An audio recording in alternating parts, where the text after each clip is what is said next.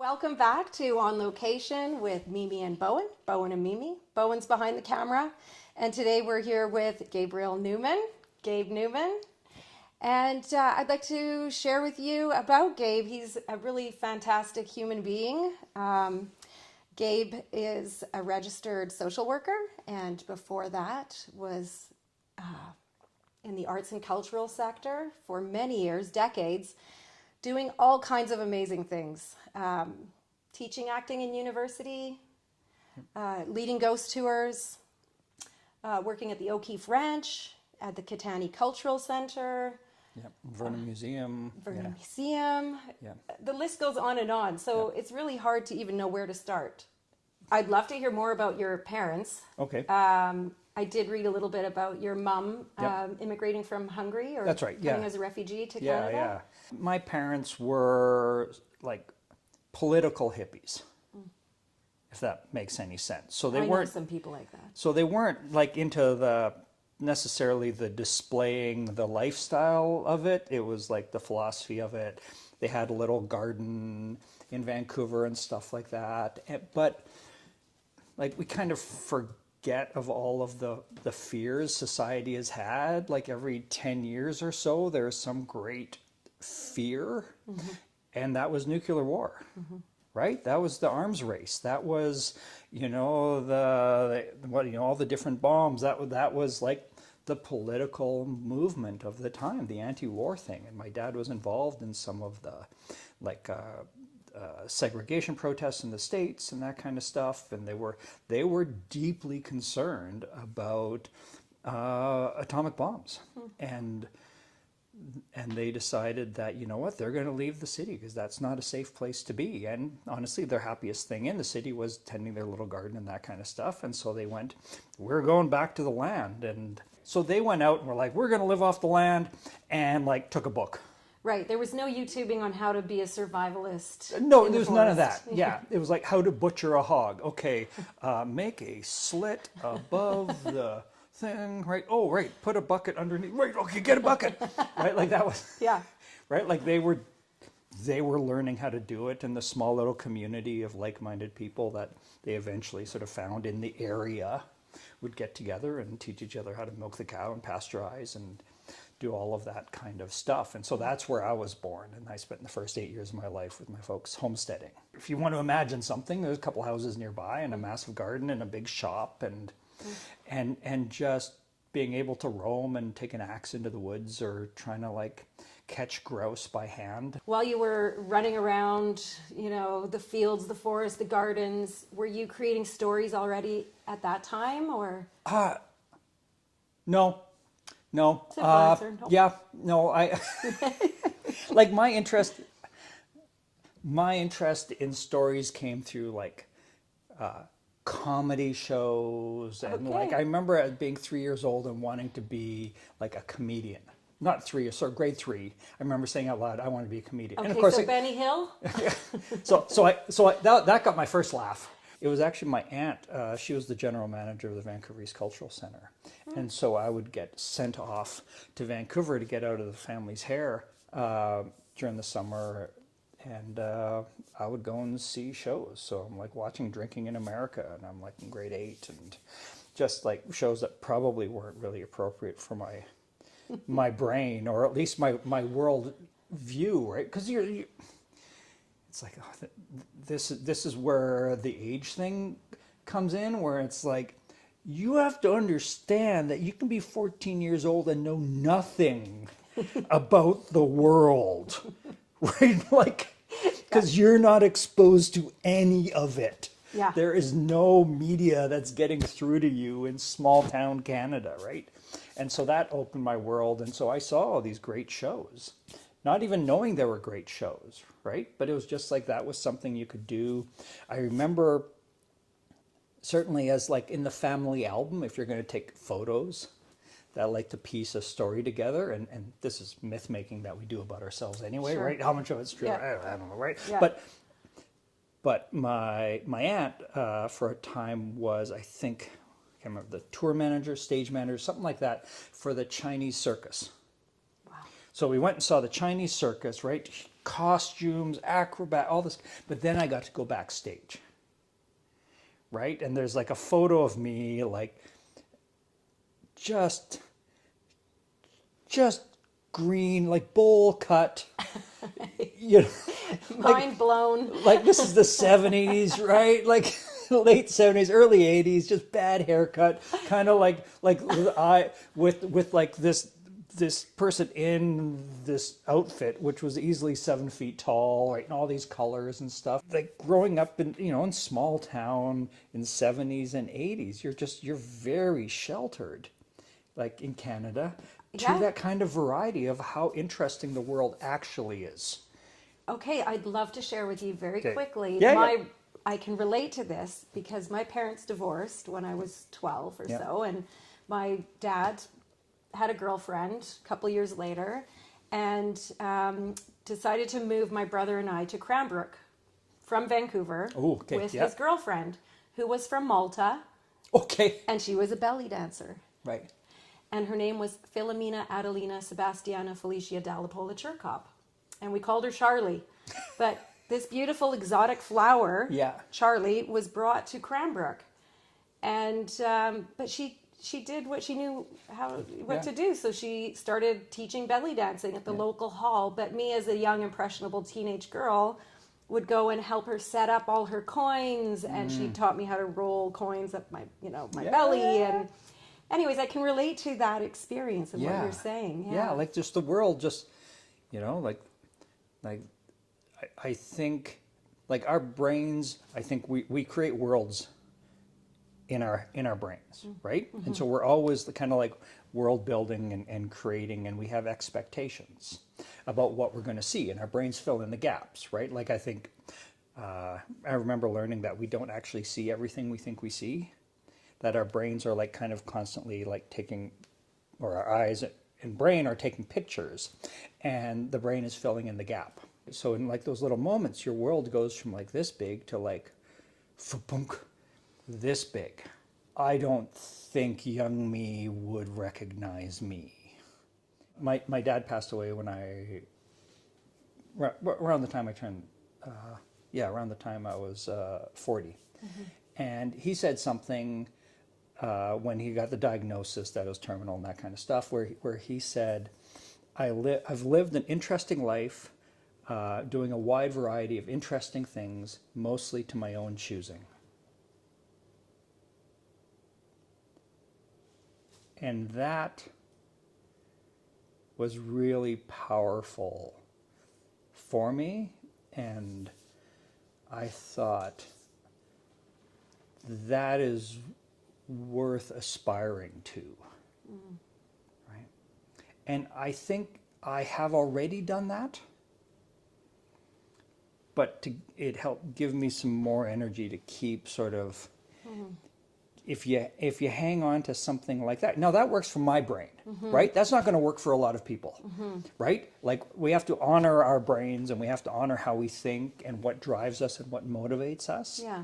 right? But for me, that really lands. In fact, that's probably the one thing that I feel like most in common with my dad. Yeah. Is that like just, no, that's interesting. I want to pursue that. What, right? What would that look like, right? I want to continue learning. I want to continue to have these interesting opportunities. They don't have to be successful. It doesn't have to involve money. It does, like, luckily, which is a huge privilege I have, right? That, and so if there was like a guiding force, and probably was a bit of a guiding force beforehand, because those are the kind of values your parents instill in you without you actually knowing it, and it's never said. But that was the first time it was like, oh, that's what I've been doing.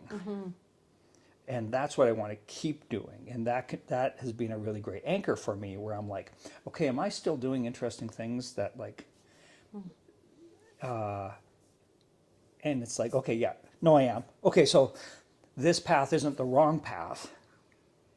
Right? It might be frustrating. There might be a struggle. I might have imposter syndrome. I might have all of those anxieties tied up with it. But is it like, does it go back to sort of that kind of fundamental? It's a validation. Yeah, Yeah. that validation and value that I can kind of just hang on to of like, yeah, I want to lead an interesting life. How much longer am I going to be here? I really appreciate you sharing that because I shared with you that I have witnessed you, Right. watched you, observed you, Right. as many, not to be creepy or stalking, but you did lead the ghost tours, and Yeah. I've really felt inspired by you and in awe by you, and wondered, where does that gift to keep going or doing or creating come from? I feel like I have that creative spirit, but have many times stopped myself. And that's my own journey to, continue to figure out. But when I see people like you in the community just doing it, Right. and I would say I see you doing it in the way that I would like to see myself doing something, Right. without a perfectionistic approach. Right. And yet still really amazing. So you have confirmation bias around what I've produced. You don't know all the things that I haven't. Like, I've been lucky that I've been able to have some jobs which have allowed, help bankroll some of these crazy ideas. Or the organization saw that there was a value in doing them, which would raise publicity, even if it wouldn't, just to get people thinking. Yeah. So Right? could you give an example of that? Like, Okay. would the social potluck fit into that, or maybe not? Kind of. The social potluck was a bit of the beginning of that, right? So social potluck was like, my kids got to a certain age. I've got a theater background. I've been doing the ghost tours. That's good. But what else am I supposed to do living in Vernon? Like, I didn't want to work 40 hours a week. The kids were still around, but they were going to school, so I had more time. And it's like, how can I blend my interest in stories and theater and performance and community and where I live and all that kind of stuff? Because like, the ghost tours really brought out, I feel like I need to back up even further, but like, my process of putting the ghost tours together, I learned so much about the community. I felt deeply attached to the community because now I had stories about it. Right, and so I learned that stories are really important. They create the idea of community, and often some of my favorite things were just listening to the stories, let alone like me sharing them. Right, and so I went back to school to try to figure out how I could blend all of that together into possibly, what does a theater artist do in a small town? How, right, and so social potluck was the idea that I would trade a dinner for a story. So I had these little dinner parties where people came and they all told stories. And then I would collect those stories and I'd perform them back to everybody in a giant potluck type of thing. So I was using my theater skills, I was using my interest in stories and storytelling, and my interest in community, because really our experience of a place is based on really only on who we interact with. Yeah. Right? And so there are lots of people, your experience in Vernon and how you see Vernon is based on your interactions with certain people in certain scenarios. There are other people that live in this town that have a vastly different experience, have never talked to any of those people, and their idea of this town is different than yours based on those experiences and those stories. I'd love to share a moment from the social potluck. Okay. Well, you did these individual Yeah. sharings of a story for a dinner. Yeah.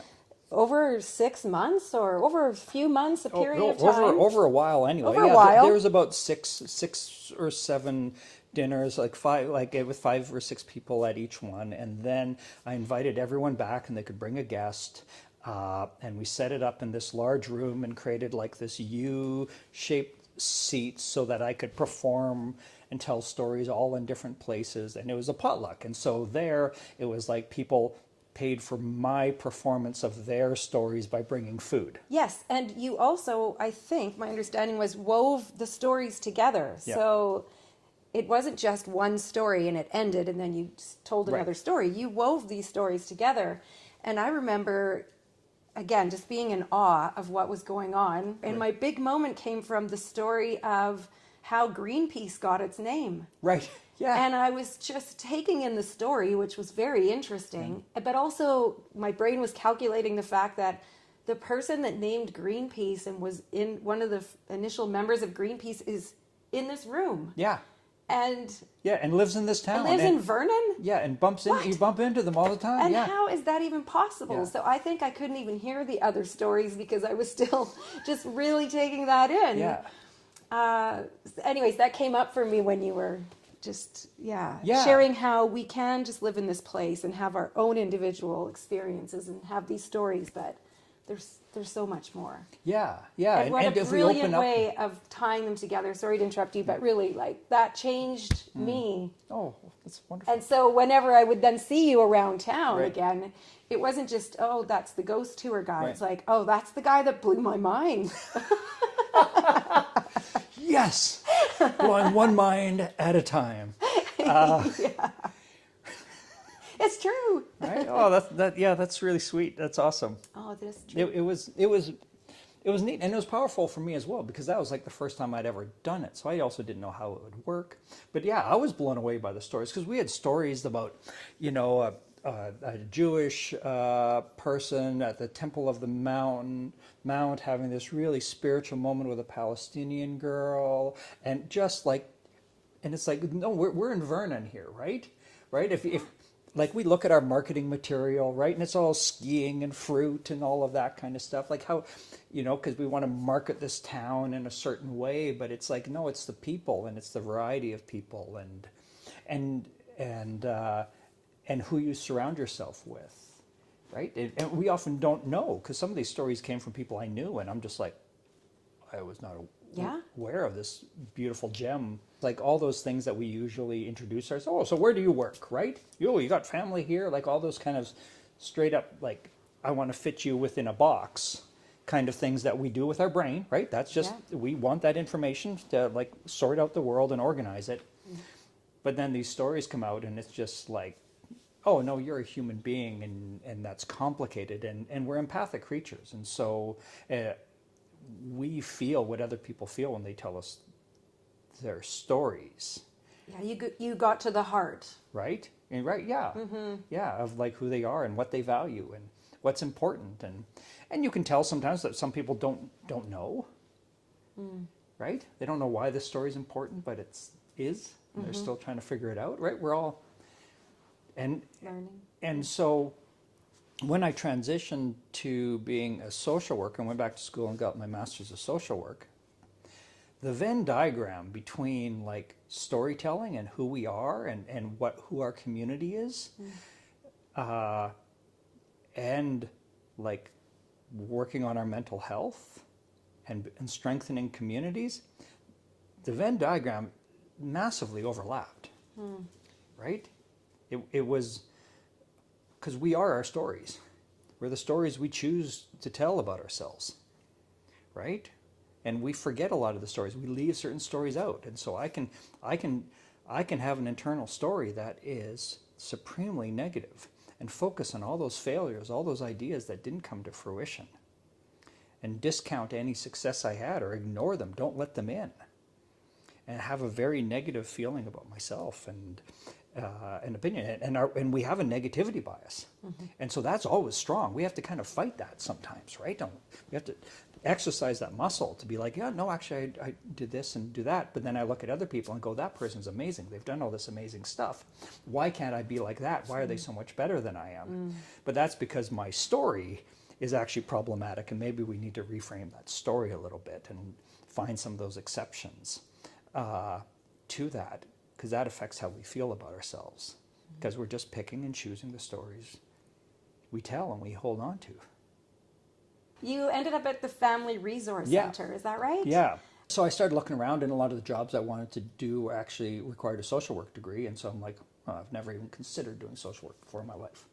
And within a year, had registered for a Master's of Social Work program in Kelowna. And it's a clinical counseling program, but my interest wasn't necessarily in counseling. It was actually more in advocacy and policy, and like, how can we change communities? How can we, like, because I like these big ideas, these big macro things, right? And did the course, had to do a practicum, had to do one-on-one counseling, and wanted to build that muscle, because I knew I could do advocacy, I knew I could do policy, I knew I could do these other things. other things from my various weird resume, right? I've done all that kind of stuff, but I hadn't done the one-on-one counseling, sit in a room with somebody. And so once the program finished off, I did my practicum there and started doing that, and then rolled into doing more and more time. So now I'm there full time. Okay. It's a community counseling program, so I'm seeing adults, basically. That's the parameters, mild to moderate mental health concerns between the ages of 19 to infinity. Right, and I reached out to you because, well, many reasons, but one was that I did see that you had started something called the Man Cave. Yeah. And are you focused more on men's mental health, or is that just one program that you've developed that has now focused? So, in general, these are generalizations, but less men come for counseling than women do. And so at one point I noticed I had, out of like 30 clients, like 3 guys. Even if you look at the self-care industry now, it is almost exclusively aimed towards women. Where do men go for self-care downtown? Pub? Dispensary? Like where? I would like to add perhaps the bean scene. And the bean scene, yes. Because there is a large cohort of men that go to the, it's the coffee shop and is a coffee shop. A&W, right? And the mall. It's very limited. Food court, right? There's gathering spaces, right? There used to be like social groups and that kind of stuff, right? The Elks, the Lions, all of those kind of things would be gathering places for mostly men.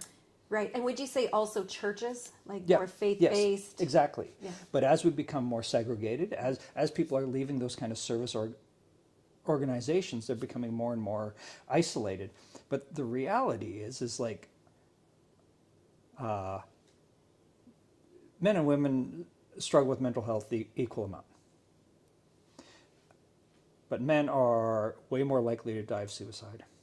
They are way more likely to die of opioid overdose, deaths of despair, which terminology which covers suicide, overdose, reckless behavior, or health risks due to alcoholism or just not treating yourself well, as well as homelessness, to be victims of a violent crime, to be the perpetrators of violent crime, right? To be perpetrators of domestic abuse, though 30% of men are victims of domestic abuse as well, right?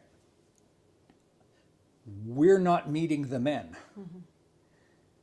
right? And so I didn't start out with an interest in men's mental health. In fact, part of me was like, not sure, it seems a little cliche, right? I'm a guy in counseling, better do men. But